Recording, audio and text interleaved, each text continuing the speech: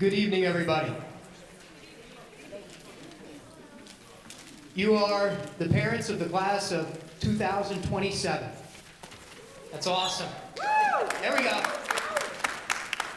Lot of college loans after that, so keep clapping, enjoy it.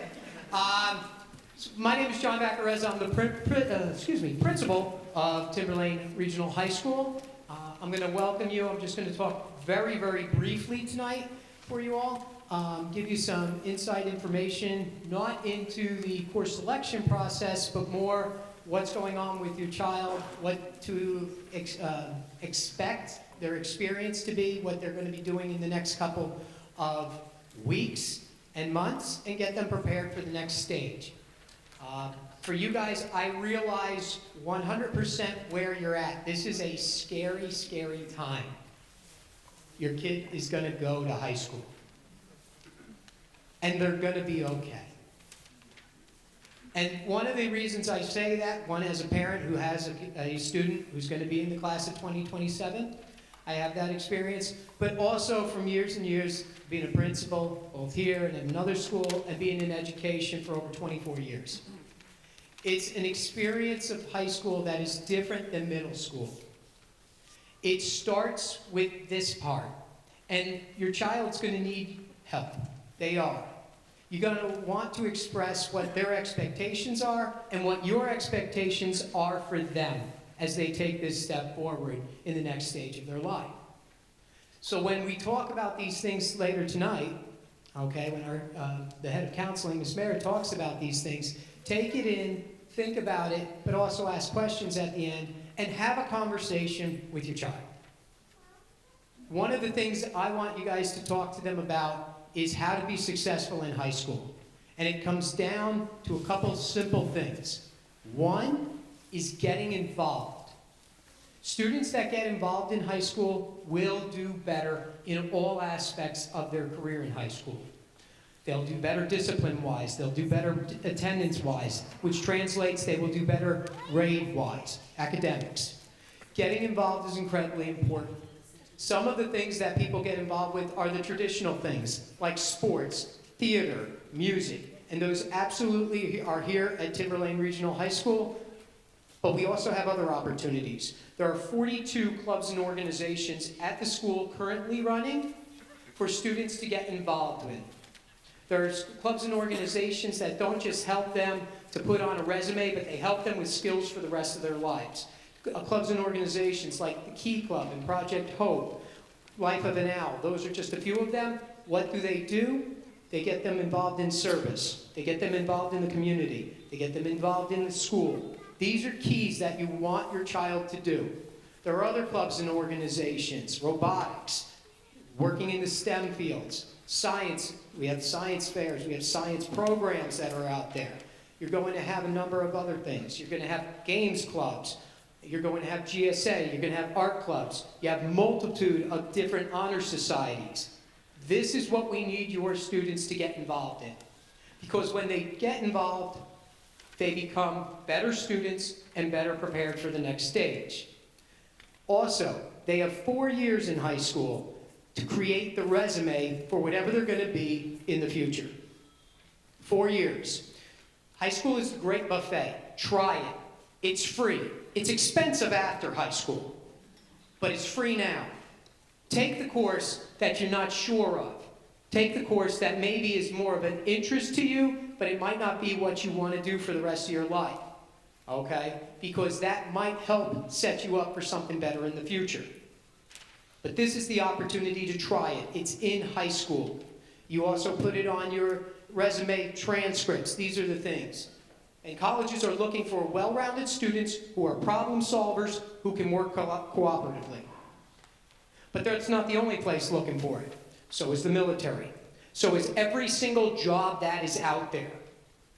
So as we embark on this journey literally together, as parents of the class of 2027, we want our children to have the skills necessary for after this period of time.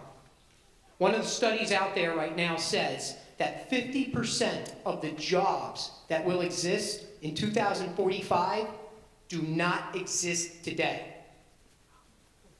We're training our students for something we don't know about. But if we can train them to work together, problem solve, now we have an opportunity for them to be prepared for whatever is coming for the future.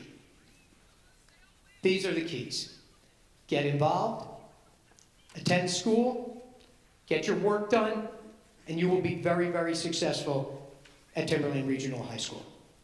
I thank you all very, very much for two things. One, listening to me so attentively. Two, for not asking me any questions at this point in time, because that's not my job right now. But I am going to turn it over to Ms. Mayer. She is going to take care of the next stage. Wish you the best of luck. We'll be around afterwards for some questions. Thank you very much, and go Owls.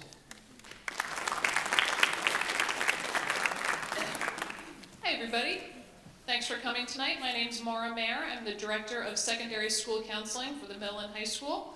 And tonight I am going to talk to you all a little bit about the course selection process that your students will be going through to pick their high school courses, some transition activities that we'll be doing with our 8th graders as they come into the 9th grade, and how we'll work with them at the beginning of their freshman year, and a whole bunch of other things. So I've got a Google presentation to go through.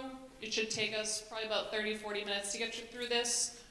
Open to any questions at the end, so keep track of those. On the way in, you should have gotten just a sheet of paper. Has a little bit of information about how our school is set up administratively on the front of it. And then on the back, it's our graduation worksheet that the students will have available to them in the program of studies. I'll reference that in a little bit, but wanted you to have a copy of that as well, so that you could take a look at that as we're going through the presentation tonight. So just want to talk a little bit about how the high school counseling department is set up. We have 6 counselors up at the high school, as you can see right here. We manage our students alphabetically. So our counselors start with their students as freshmen and follow them all the way through each year at the high school, so that I think that's a good setup for us. We get to know the students as freshmen, get to know the families, work with the kids all the way through, get to know them very well, meet with them often throughout the years. So that is how our office is set up. We're there, the counselors are there to work with their students through their course planning every year. We'll meet to talk about course selection each year with the students. Your students will have individual meetings with their specific counselor each year to make sure they are on track with their course selection. We're there to talk to them about college and career planning. We start that more in the sophomore year, and then obviously in the junior and senior year get more in depth with that. And certainly we are there for emotional support. That is the day-to-day stuff. Some students we may see, a few times a year, others we may see a few times a week. Whatever works out for your student, we are there for them. We don't want students to feel like just because they only see their counselor a handful of times a year that we don't know who they are. Our counselors know all of our students. And we want you to know that anytime you have questions about anything or concerns about your students or anything going on in school, please reach out to their school counselor. Kind of think of that as their point person while they're in high school. If we don't have the answers, we can find people that have the answers and point you in the right direction. So we really want to build a partnership from when you come in, when your students come in as freshmen, and work with you all the way throughout. The other nice thing about breaking it down alphabetically is that we tend to see the same families over and over again. So if you have multiple children, chances are that you'll have the same counselor for your students as they make their way through, as all the students make their way through high school. So that's a little bit about how our department is set up. Wanted to talk, before we get into the course selection process, a little bit about some of the things that we'll be doing with your 8th graders through the rest of this school year and into next school year. So we have tonight's parent presentation, and then we will be presenting to the 8th graders next week. All of the teams, the 3 teams in the 8th grade will be over here, one each day next week, and the counselors will be meeting with those teams to give a very similar presentation to this to the students. So they'll have a chance to hear all this information, ask questions. I am meeting with all the 8th grade teachers this week to talk to them about the course selection process, answer any questions they may have about that. So that's how that will go in terms of delivery of information to the students themselves. After we meet with the students next week, I will be emailing you and your students with some directions, more specific detailed directions on the course selection process and how they'll go into their PowerSchool account and pick the classes so that you have that information at your fingertips and can help your students with that. A little bit later into the spring, we will pick some current 9th grade students and bring them down to the middle school. and give those ninth graders a chance to speak to the eighth graders about what their experience has been like up here. So they will have heard from counselors and they will have heard from their teachers, but we want the eighth graders to hear from students about what was the transition to high school like, you know? Did you get to see your friends at lunch? Was there a lot of homework? All those questions that they may have. We want them to hear from students about what those experiences have been like. So we'll bring down some ninth grade student ambassadors, and they will meet with the students and the teams so that the students have a chance to have a little bit of a dialogue back and forth about that high school experience. Usually the week after that, we do something called our senior transition panel, where we have about 10 to 15 of our seniors up here on stage. We invite the whole eighth grade over, they've filled this audience here. And our seniors talk a little bit about what their four-year experience has been like at the high school, all the things that they were able to be a part of, get involved in, as Mr. Becker has said before, what their plans are for after high school, whether that's four-year college, two-year college, workforce, or military. And that's just an opportunity for our seniors to talk to the incoming freshmen about all the possibilities that we have here at Timberland. So we started that a number of years ago. It's a great event, I think, that we do at our school to try to bridge that gap between eighth graders, people that are coming in the building and the people that are leaving the building. So that is something that we'll do usually right before April vacation. We have that set up. The PTSA in the past has done a welcome wagon night, so we'll get more information out to you about that. Again, that tends to be later sometime in May, where we just have the building open over at the high school, and it's very kind of a low-key chance to just come in, take a walk around, see how the school is set up. We usually have some students that are available for tours at that time. If you want to just kind of poke around if you haven't been in the building, that's a nice opportunity to kind of get like a first look at things for you and your students. And then right before school starts, the week before school starts, we do our freshman orientation. And I've been here for just a little over 20 years. That night, every year, is extremely well attended. We have like 95% attendance turnout for that night. It's a great evening that we have here. We start over here with the students and parents in the Performing Arts Center. We do some quick introductions. And then we head over to the high school, and the students and parents walk through the student schedule. So kids will have their schedules by then, and they'll go through their 4 A-day classes and then their 4 B-day classes. So you get a chance to meet the teacher, hear a little bit about what the teacher's expectations are going to be like, and walk through the building and kind of see how things look. So highly encourage everybody to come to that evening. Obviously we will send more information out about that with a date and time as that time comes closer. And then in terms of once the school year starts, in the counseling department, we do our freshman seminars. So it's an opportunity for the high school counselors to get to meet their freshmen, for the freshmen to meet their counselors, kind of put a name with a face. We do those in small groups, usually scheduled through the students' English classes. So that usually takes place within the first couple of weeks of school.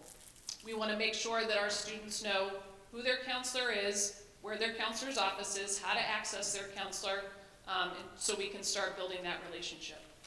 And then the next check-in point we have with students scheduled is after first quarter. Kind of check in with all the freshmen, see how first quarter went, if there are any concerns that they have, anything that we need to chat with them about. Just kind of another chance to kind of keep establishing that relationship. And then coming up, we'll be meeting with all of our students, grades 9 through 11, to meet with them individually about their course selections for next year.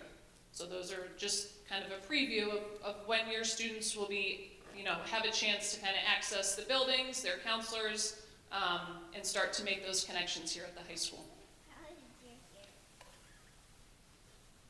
Okay, so we're going to start out easy, what the schedule is at the high school. So you can see here, we have 4 blocks a day. Our day starts at 7:20 and it ends at 2:10. Each block is 90 minutes long, except for block 3. You can see block 3 is 2 hours long, and that's because that is when every student eats lunch. So we have to cycle all the students in and out of the cafeteria, and the lunch schedule is over there on the right. Students are assigned to their lunch based upon what course they have block 3. So if you're in an English class or a social studies class, you may be assigned to A lunch. And then B lunch, the math and science classes go to lunch. C lunch might be family and consumer science and world languages. And then D lunch, I think this year D lunch, our music students go to lunch then. Usually our PE students go to lunch then too. We don't like to have them eat and then go do their PE class. So students' lunches can change from A day to B day. We have a every other day schedule, so the kids have 4 classes one day, and then another 4 classes the next day. And we just go, it's just every other day, all the way through the school year. So if you have English, block 3A, and you have math, block 3B, your lunch could change depending on if we're in A day or B day, if that makes sense to you all. Students eat in the cafeteria with all grades, so we have grades 9 through 12 in the cafeteria at all times. At all the lunches, we don't do like a freshman lunch and a sophomore lunch and junior lunch, so they're all together. And they all somehow find their people and find their table and make their way through the lunch lines and have plenty of time to eat. So this is how our schedule's set up here. Like I said, we start school at 7:20 and we end at 2:10. And there's time after school for students to get extra help with teachers. If that's something that they need to access, we do have a late bus that runs Tuesday, Wednesdays, and Thursdays, so students can stay after for help. If they need to get some help from a teacher or need to, they have a club that they want to go to, they could use the late bus for that. So just so you have a heads up on what your kids will be doing next year, they get 4 blocks a day, an A day, and a B day. So we have our program of studies, which we are not going to give to you, but we are going to give to your kids next week. This is what it looks like. So every student should be coming home next Tuesday, Wednesday, or Thursday, depending upon when their team meeting is, with their program of studies. This lists every course that we offer at the high school. There's a course description for each course. The beginning of the program of studies has some more general information about the honor roll, our GPA scale, course weightings, those kind of things. Graduation requirement worksheet, which is on the back of that handout that you got on your way in. So there's some general information in the front, and then it's broken down by department area and the different courses that are offered in each department. So this will be a good tool for you and your students to look through as they're starting to think about what courses they want to take for next year. It's also always available online too. So we will make sure that when I send home information to you about the course selection process, that you get a link to the program of studies too. But if you go to the high school counseling webpage, all of that information can be found there as well.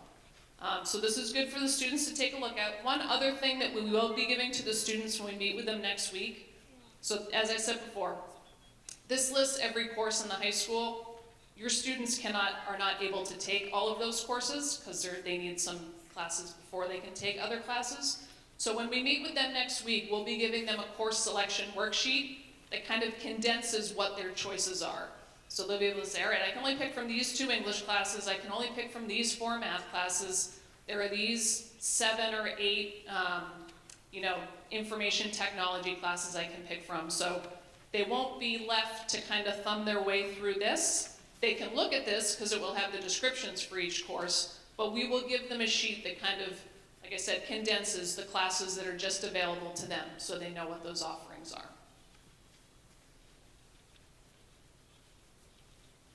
Okay, how do I graduate? Not how do we graduate, how are they going to graduate?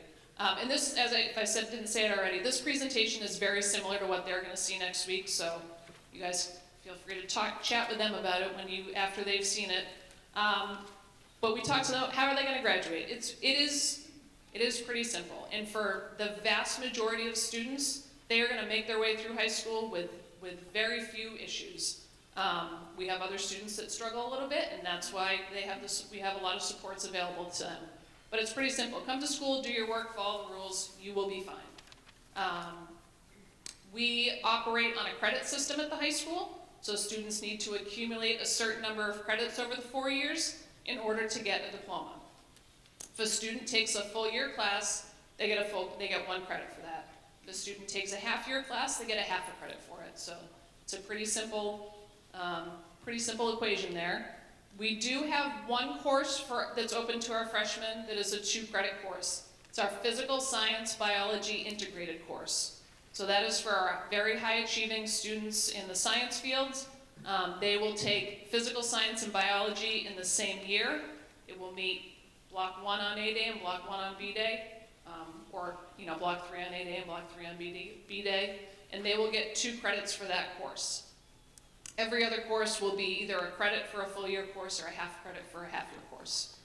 And then down the bottom here, you can see students need 22 credits for a standard diploma, 23 credits for a technical diploma, and 25 credits for a scholastic diploma. And that information is also on that course selection worksheet that is on the back of the handout that you have. So a little bit about what the different diploma options are. The standard diploma, the 22 credit diploma, that's the basic, this is what you need to do to graduate from high school, so the basic requirements. A standard diploma would allow a student to go on into the workforce, into the military, into a 2-year college, and there are some 4-year colleges that will accept students with standard diploma requirements as well. The technical diploma is a 23 credit diploma, and this is for our students that are interested in partake in either a CTE program at Salem High School or Pinkerton Academy. So when our students become juniors, they are eligible to go to the Salem CTE Center or Pinkerton Academy CTE Center to do a career and technical education program. So that is, they have a variety of different programs. We have auto technology, construction technology, culinary, welding, electrical, health science, television production. So there are a variety of different classes over there. And actually, our current sophomores this year will get more detailed information about that when we do our course selection presentations to them. So we will talk to students in their sophomore year when they're planning for their junior year more about the CTE programs. But just so you know, that is an option that's open to our students. They would do that in their junior and senior year. It is a 2-year commitment, and it does take up 2 blocks out of their day each day. So they would come to Timberlane, for instance, depending upon when their program meets, they would come to Timberlane for blocks 1 and 2, and then if they go to Salem for a program, they take a bus from Timberlane over to Salem. If they're going to go to Pinkerton, they drive themselves. Our main CTE agreement is with Salem High School. That's where our students go for all of the programs that Salem offers. And then for any program that Salem does not offer, our students can access Pinkerton's CTE programs. So we have fewer students who go to Pinkerton, and we have more students who go to Salem. But that's a great option for a whole variety of students. We have students that may go into the workforce and do a CTE program, may go to a 4-year college and do a CTE program. The health science program over at Salem High School is amazing. Some of our top students participate in that. So this is not the old vocational that Voc students that may have been around when I was in high school or you were in high school that had wonderful programs but maybe focused on a smaller number of students or a specific kind of student. A whole wide variety of students participate in these CTE programs in this day and age. So that's a great option for a lot of students. So that's the technical diploma. And then the scholastic diploma requirements are aligned with what 4-year colleges are looking for. So if you think your student is 4-year college bound, that would be sort of the trajectory or the diploma planning track that you want them to start taking a look at. There are some specific requirements for the scholastic diploma. They need to take 3 years of the same foreign language at the high school. So whether that's Spanish or French, 3 years at the high school. They can't do 1 year of French and 2 years of Spanish. It's got to be the same language for 3 years. So those students for the scholastic diploma are required in the area of science to take either chemistry or physics. So we do not require that for all of our students. There are other half-year science options for that 3rd year of science for some students. But if you want a scholastic diploma, you need to take chemistry or physics in that 3rd year. And then we also require that students take through Algebra 2 for math. Again, that is not a specific requirement for the technical or the standard diploma, but Algebra 2 is required for the scholastic diploma. So that's just a little bit about what those breakdowns are for the different diploma options. Now when your kids are picking their classes for next year, this may not come into play quite a bit because they are mostly prescribed what the main academic classes are that they're going to take, but this will start to come into play more in their sophomore year and certainly in their junior and senior year as they start to branch out and have more options available to them in terms of which courses they can take. Wanted to touch for a minute on some of the required electives that we have. So as you can imagine, every student has to take math, English, science, social studies as they make their way through high school. But then there are some other courses that require students to take over the course of their high school experience. So we wanted to highlight some of those areas. These are courses that students need to get done at some point over the 4 years. They don't necessarily have to do it next year as a freshman, but freshmen typically have room in their schedule for some of these courses, so I wanted to highlight them for you so you're aware of them. In terms of phys ed and health, we require all of our students to take a semester of health. So everybody takes Health 1 at some point. I would say many freshmen sign up and take that course. And then students need to take another credit and a half of phys ed or health electives. So they could take Intro to PE, Intro to Fitness, and then we also have a Health 2 class. So we have other phys ed classes. We know that there are students, some students are like, all right, I'll do the health class and then give me 3 phys ed classes, because I'd much rather be moving around than sitting in a classroom learning more about health-related topics. And then we know we have the other side, where students are like, oh my God, I don't want to change, I don't want to do PE. I'll do the 2 that you tell me that I have to, and then let me do Health 2 so I can be in a classroom and do work and learn in a different way. So we have options available for students. But students are going to have to take 2 phys ed classes in at least that health course, and then with that third half credit, they can pick if they want to do an extra PE or Health 2. We also, as of this is our first year, we have a course called Studies in Women's Health that has been fantastic. So that would be another health option that's open to students as they make their way through high school. All of our students need to do a half credit of digital literacy. So they can do that at any point over the 4 years, and we have a pretty decent sized list of courses that fulfill that requirement. So those courses are listed on page 22 of the program of studies. I know, side note, we're videoing this tonight, so I'm going to send this out to all the 8th grade parents, and I'll also send this presentation out so that you guys have this to reference back to as well. But there are plenty of options for that digital literacy technology requirement. Students can fulfill that by taking an engineering course, they can take a computer course. We have some art courses, graphic design, that would fulfill that requirement as well, so there are many ways that they can meet that requirement. And then we have a fine arts requirement that our students need to fulfill. Students that are getting their standard or technical diploma need to do a half a credit of fine arts, so 1 semester of fine arts. And then students that are going for the scholastic diploma need a full credit of fine arts. And that fine arts requirement can be met in 3 ways. They can do it by taking your traditional art classes, drawing, painting, pottery, photography, those type of courses. They can take music classes, so band, orchestra, guitar. Those courses count towards that fine arts requirement. And then we also have a theater department, so if students are interested in introduction to theater, improvisation, those courses can be taken to meet that requirement as well. So I highlight these because we have a lot of students that in their freshman year try to get some of these courses, I don't want to say out of the way, but kind of taken care of in their freshman schedule. Just wanted to highlight, as you have on the back of that handout that I gave you, the diploma planning worksheet. I know for those of us, myself included, is kind of like to keep track of things and stay organized. I think this is a good tool for parents and for students to use. If you just want to kind of breaks down each subject area and what the requirements are in each area so that the kids can see what they're going to need to do over the next 4 years. So we just kind of wanted to throw that up there for you so that you could see, and it lists, if we go back, you can see at the top of the screen, use my laser pointer there, this is the standard diploma requirement column, then the technical diploma requirements, and then the scholastic diploma requirements all the way down. So hopefully that helps you kind of wrap your head around what the kids will need to get done over the next 4 years. And then we've got the credit totals at the bottom there for each different diploma. Okay, get down to the teacher recommendation piece. So like I said, I've been meeting with the 8th grade teachers this week to talk to them about course selections and recommendations that they're going to be making. Many of the 8th grade teachers have been doing this for a number of years. There a couple that are new to the 8th grade this year, but most of them have been through this process many times, so this is familiar to them.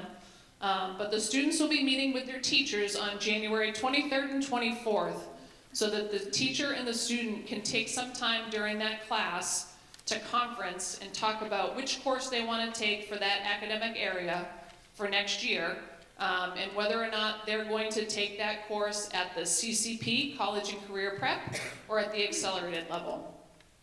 Teachers are going to be making their recommendations for those different levels based upon a few things. They're going to be taking a look at how the students have performed academically this year, what their grades have looked like, and they also want to keep in mind what the students' work ethic is. We know that there is a little bit of jump from when the students transition from middle school to high school in terms of the workload that they're going to get when they come to the high school. It is not like a crazy jump. I don't want to scare anybody. It's manageable for sure, but the expectations strengthen a little bit in terms of the amount of homework they're going to have, staying on top of their work a little bit more. So just because somebody's really bright, if they don't have that drive, or they're not getting their work in on time and doing a good job at the middle school, a teacher might be hesitant to kind of push that student up to the accelerated level, knowing that it's going to be faster paced, there's going to be more of an expectation for higher level of work. So those are the conversations that the 8th grade teachers will be having with the students on the 23rd and the 24th. So for each major academic area, those teachers will recommend the students for the course and the level for next year.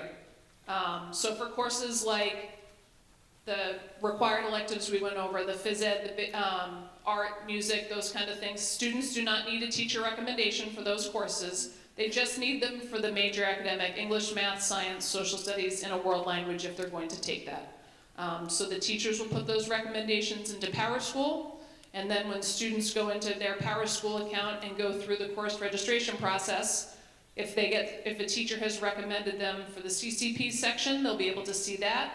And if a teacher has recommended them for the accelerated section of that course, they'll be able to see that as well.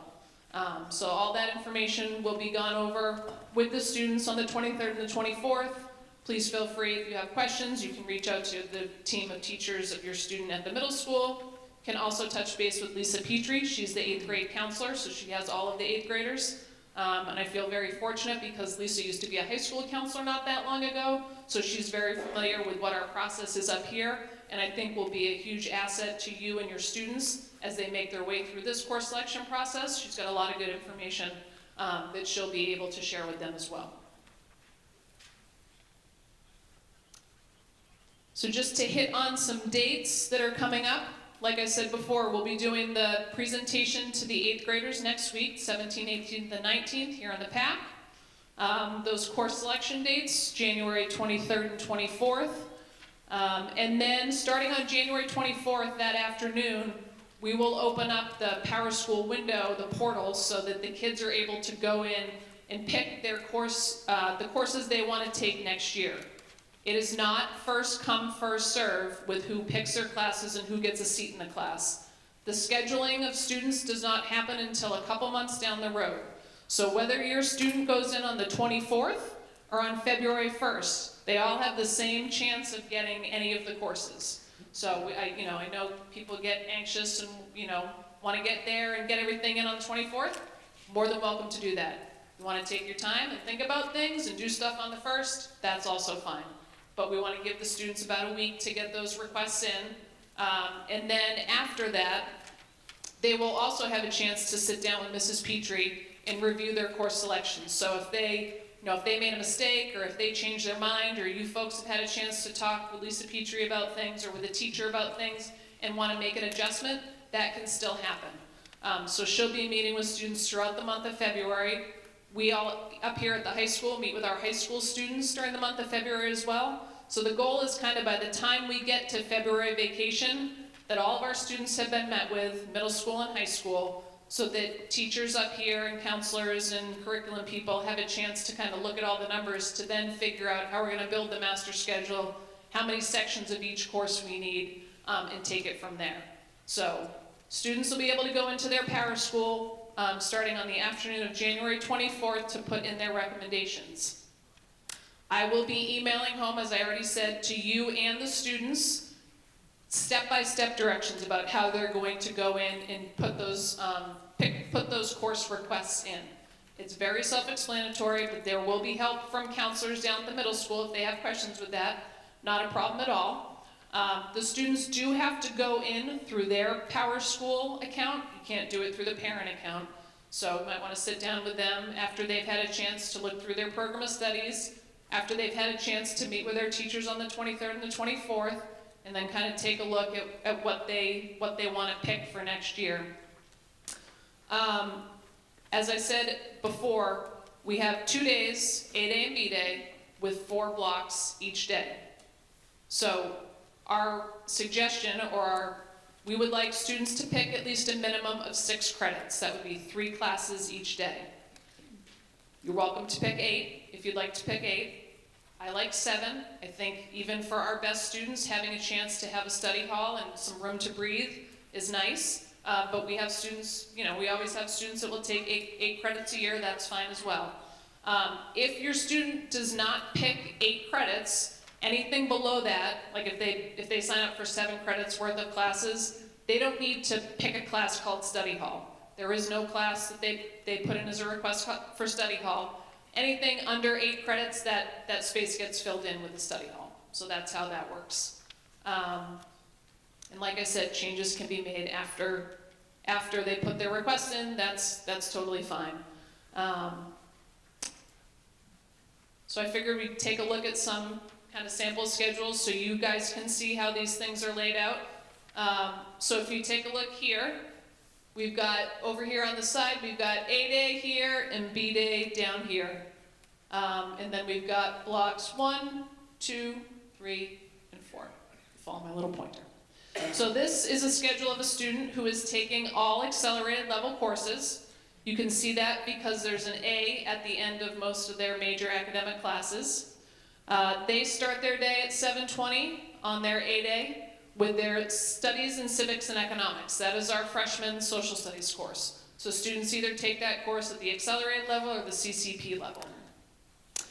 They'll take that course for 90 minutes, and then they're going to move over to block 2 on A days for their physical science class. Our students as freshmen for science can take the physical science biology integrated class that I talked about. They can take physical science accelerated, or they can take physical science CCP. So those are their options, pretty standard options for their freshman science requirement. And then this student on block 3, you can see this is kind of half. So that's their first semester class on A days is study hall, and second semester class on A days switches to intro to phys ed. So in a couple weeks when we move to second semester, the student will not be in study hall anymore. They'll be going to a phys ed class during block 3. Excuse me. So that block 3 is when they're going to eat their lunch. Those assignments for classes that go to lunch at what time, that does not happen until later in the summer when we get a chance to take a look at as an admin team of how many students we have in the building, how many students are taking what classes during block 3, and then we just figure out a way to get the right number of kids in the cafeteria for each of those 25-minute lunch blocks. So that information won't be available until later in August. But whenever the study halls are scheduled to go to lunch, that's when that student will have lunch on their A days. And then block 4, they are going to their freshman English class. That's English 1 accelerated for this student. Our options for English would be English 1 accelerated or English 1 CCP. So 2 options for freshmen for their English. And then they're going to come to school the next day on B days, and they're going to start in their block 1 class, and they are taking intro to theater. So that intro to theater class would fulfill one of their fine arts half credits. So that is a great class that we offer here over in our Performing Arts Center, usually with Mr. Constantino. They'll take that course for 90 minutes, and then they're going to move over to block 2B, where they're taking French 2 accelerated. So that student at the high school, if they're going to get a scholastic diploma, will need to take French 2 accelerated, and then French 3 and French 4 to get those 3 years of the same foreign language in for the scholastic diploma requirements. Block 3B, that student is in orchestra. So even though they took intro to theater block 1B, They're doing orchestra block 3B, which is totally fine. Orchestra also counts towards that fine arts requirement. So they're gonna take orchestra as a freshman all year, get that 1 credit of fine arts done and out of the way. But then we know that most of these students will be taking orchestra their sophomore year, their junior year, and their senior year. And those 3 credits will count towards open electives. If we go back to that graduation worksheet, we tell the students they have to take these specific courses, credits and courses, but then there are a certain number of open elective credits that students need to fulfill over the 4 years. So they can do that by taking orchestra for 4 years, 3 of those credits counting as towards open electives. We have other students who, when they hit their junior year, they may be interested in taking a psychology class. Psychology is not a requirement. They could take that course and that would count towards open elective requirements towards graduation. So that's for orchestra. Those students will usually have our last lunch, because we know that students are very interested in when they are going to be eating lunch and who they are going to be eating it with. Orchestra is eating the last lunch right now, and I imagine that will probably stay that way next year as well. And then at the end of B Day, Block 4, the student is signed up to take Algebra 1 Accelerated. So for math, we have a few more options available to our freshmen. Some of our freshmen who are taking Algebra 1 in the 8th grade will move on to Geometry Accelerated next year as freshmen. Other students will take Algebra 1 Accelerated next year. We have other students who would do Algebra 1 CCP. And then in addition to Algebra 1 CCP, we also offer a class that's Algebra with Algebra Lab. So we know that math is an area that some students may struggle in, and if they need a little bit of extra support getting through Algebra 1, we offer Algebra with Algebra Lab. So I'm gonna bump ahead to another schedule here so I can show you what that looks like. You can see this student has Algebra and Algebra Lab. So that is a course that meets every day. So they'll have it block 3 on A day and B days. It's an opportunity for them to get a little bit more support in algebra. It helps them, kind of slows the pace down a little bit, and allows them that extra support that they need to get through the math curriculum to be able to move on to geometry as a sophomore. We do have a level below Algebra 1. It's called Math Fundamentals. That's more of like a pre-algebra class. So the math area is something that you'll want to take a look at, and your student's current math teacher will be talking to them about which math course makes the most sense for them to take next year. So math is probably the one area where we have the most options for students as freshmen. So if you have questions about that, please reach out to their 8th grade math teacher, reach out to Mrs. Petrie in the counseling department. I can answer questions that you might have about that too, but math is an area where we do have more options open to students. Do y'all get the A day, B day? They're going to 4 classes one day, 4 classes the next day. You're either in class for a full year and getting a full credit, or you're in a half-year class and getting a half a credit. And then at the semester break, like I said, those courses change. So that will be happening at the beginning of February or end of January when we start our 2nd semester up here. This is just kind of throwing out some other sample schedules to you. If you take a look at this, you can see that this student has a mix of accelerated and CCP level courses. So students don't need to take all accelerated level classes or all CCP classes. We know that some students may be stronger in English and social studies, and maybe not as, they're not in love with as much the science and the math. Or maybe they love science and math, but don't love to do all the writing associated with English and social studies. So we know that there are kids that are going to mix and match some of that stuff. What we do want to see, and what you will see when kids get their recommendations back from teachers, is that we like the math and the science levels to match up, and the English and the social studies levels to match up. It's important in the math and science because as the students go on in the years in high school with the accelerated sciences, it's important that they're staying with accelerated math. Because as they get later in high school and they're taking chemistry or physics, we need to make sure they're in Algebra 2 at that time, accelerated as well. We will cover all this with the students from year to year, but just to kind of give you a preview, that's why we want those levels to match up as freshmen, so that the kids aren't behind or in a not in the best situation that they could be in when they get later in their high school career. So as you can see, this is just to point out that kids don't need to take all one level or the other. Things can mix and match. So they start with science on A day, then they go to study hall. Again, not pushing the study hall, but I do think it's a great option for for a lot of students that are, high-flying students and students that may struggle. I think having some time during your day to get some work done, especially if you're involved in things after school, that can be helpful. If we refer back to the number of credits that students need to graduate, with our Scholastic Diploma, they need 25 credits. Students can get up to 8 credits a year. They have 4 years. That means that a student could end high school with 32 credits if they took 8 classes each, 8 credits each year. We're only requiring them to take 25. Well, we have many students that take beyond that 25, but my point is that you can fit a study hall in your schedule, take 7 credits, and still have plenty of time to get, 28 credits by the time you graduate. So we also we talk to the kids about this too.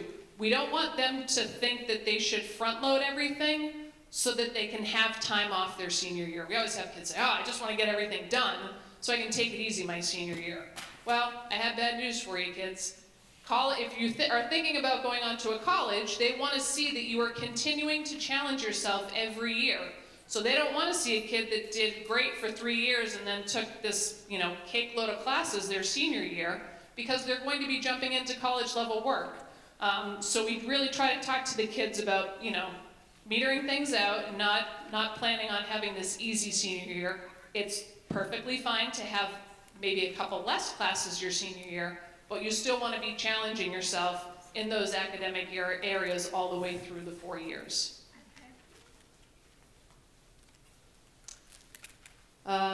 Let's see, why did I put this slide here? Okay, so this student in here, you can see their A day has, some typical classes, and then you can see on B days, block 1, they start their day with a learning center.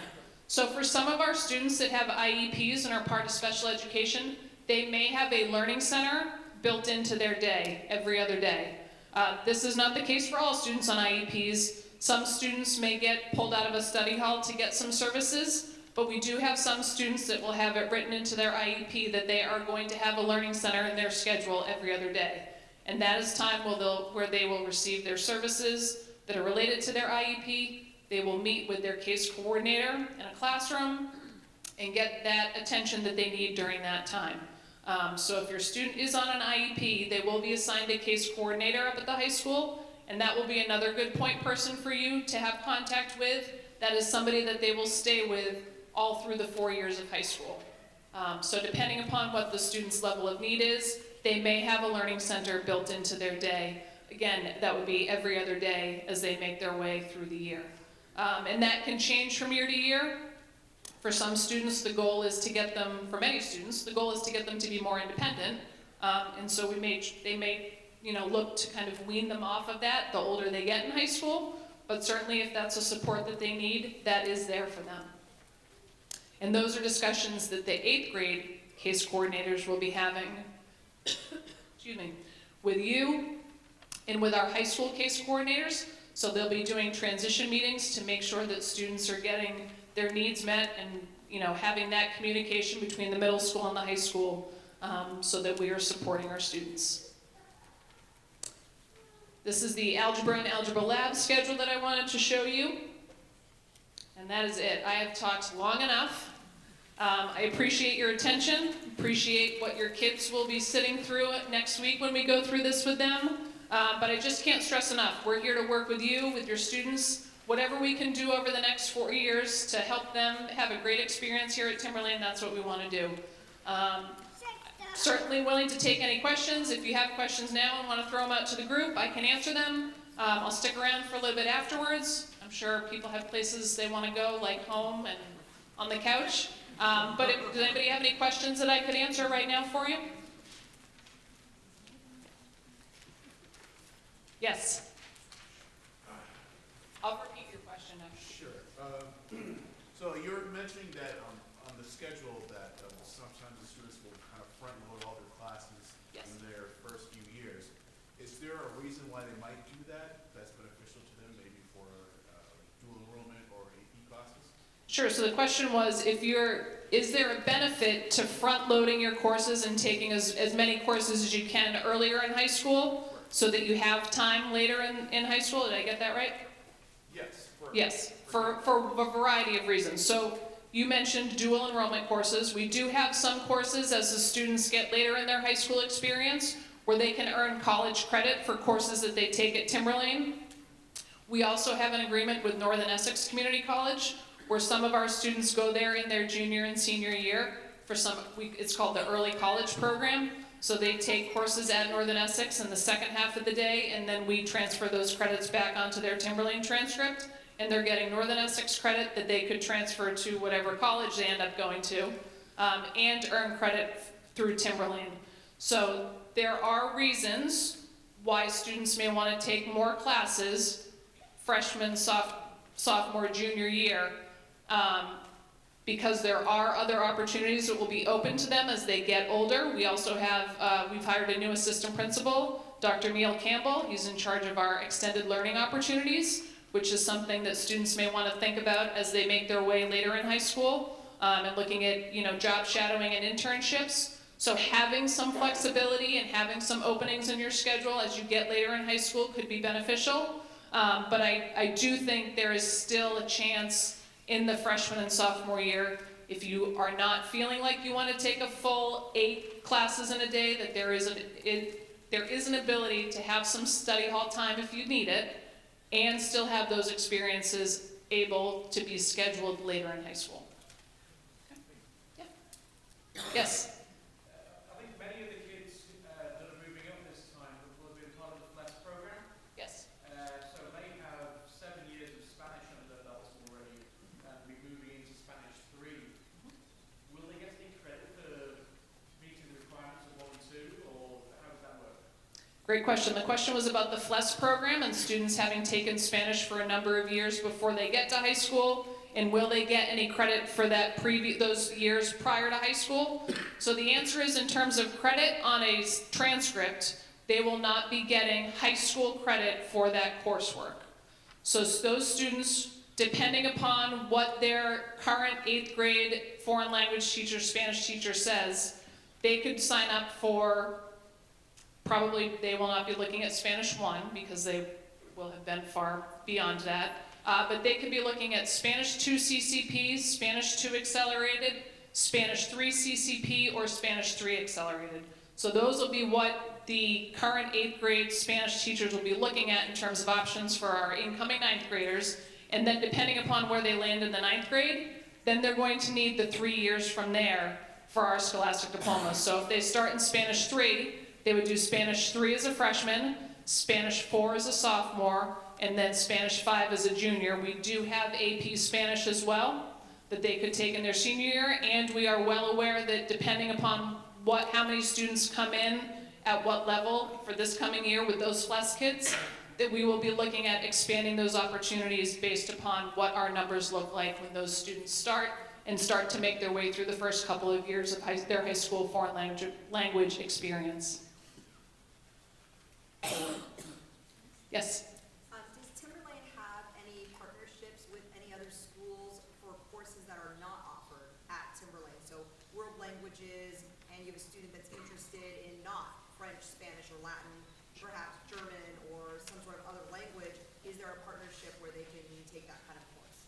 So the question was, does Timberlane have partnerships with other schools for courses that are not available to our students here? Do we work with other schools to have students be able to have those experiences? So I would say a couple things to that. If any of you have heard of the Virtual Learning Academy Charter School, that's based out of Exeter, New Hampshire. We do have a number of students that will take their VLAX classes. You may have heard that from some students or families. So students are able to take courses at the Virtual Learning Academy. We have a process that we go through with their school counselor and the family to make sure that we're aware of what students are taking. And they are able to take courses through VLAX, and then we will transfer that credit back onto their Timberlane high school diploma, or high school transcript. Their offerings are less in the foreign language area though, so if there was a specific foreign language, that's something that we'd have to look at on a case-by-case basis. In addition, in terms of the partnerships, I mentioned the partnership we have with Northern Essex Community College.